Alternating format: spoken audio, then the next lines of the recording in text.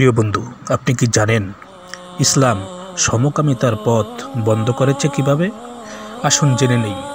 আবু সাঈদ রাদিয়াল্লাহু তাআলা আনহু বলেন, রাসূলুল্লাহ সাল্লাল্লাহু আলাইহি ওয়াসাল্লাম ইরশাদ করেছেন, এক পুরুষ অপর পুরুষের লজ্জাস্থানের প্রতি তাকাবে না, তেমনি এক নারী অপর নারীর লজ্জাস্থানের প্রতি তাকাবে না।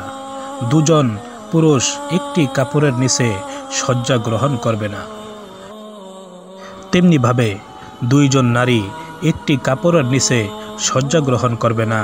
মুসলিম শরীফ। প্রিয় বন্ধুরা, আমাদের প্রাণপ্রিয় নবী হজরত মুহাম্মদ মুস্তাফা সাল্লাল্লাহু আলাইহি ওয়াসাল্লাম কেন এরকম নির্দেশ দিয়েছেন যে দুইজন পুরুষ এক কাপড়ের নিচে বা দুইজন মহিলা এক কাপড়ের নিচে যেন না শোয়?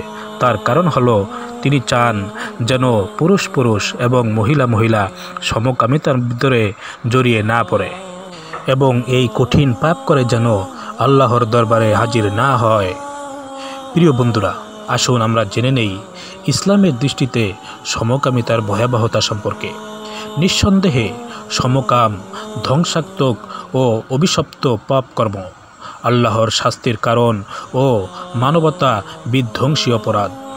বন্ধুরা, সমকামিতা এটা এত বড় জঘন্য পাপ যার কারণে মহান রব্বুল আলামিন একটি জাতিকে ধ্বংস করে দিয়েছেন।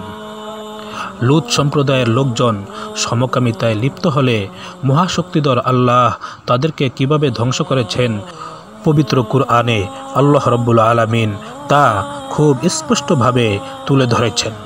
এই জঘন্য পাপ কাজে লিপ্ত হয়েছিল হজরত লূত আলাইহিস সালামের সম্প্রদায়। আল্লাহ রব্বুল আলামিন তাদেরকে ধ্বংস করার বিবরণ দিতে গিয়ে পবিত্র কুরআনের ভিতরে ইরশাদ করেন, ফালাম্মা জাআ আমরুনা জাআলনা আলিয়াহা সাফিলাহা ওয়া আমতারনা আলাইহা হিজারাতাম মিন সিজ্জিলিম মানদুদ। অতঃপর যখন আমার হুকুম এসে পৌঁছল, এরপর যখন আমার সিদ্ধান্ত কার্যকর হলো, তখন আমি জনপদের উপরি ভাগ নিচে এবং নিম্ন ভাগ উপরে উঠালাম এবং তার উপর স্তরে স্তরে কাকর পাথর বর্ষণ করলাম। সূরা হুদ। ইতিহাসে এই ভয়াবহ ঘটনার নীরব সাক্ষী হয়ে আজও বিদ্যমান রয়েছে জর্ডানে অবস্থিত ডেড সি বা মৃত সাগর।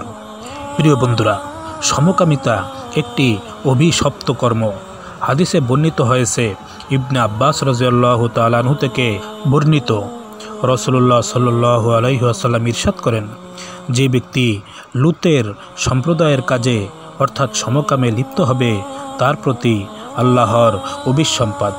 যে ব্যক্তি লূতের সম্প্রদায়ের কাজে সমকামে লিপ্ত হবে তার প্রতি আল্লাহর অভিশাপ। এ কথা তিনি 3 বার বলেছেন। মুসনাদে আহমদ। আল্লাহ রব্বুল আলামিন আমাদেরকে এরকম জঘন্য পাপ থেকে হেফাজত করুন। আমিন।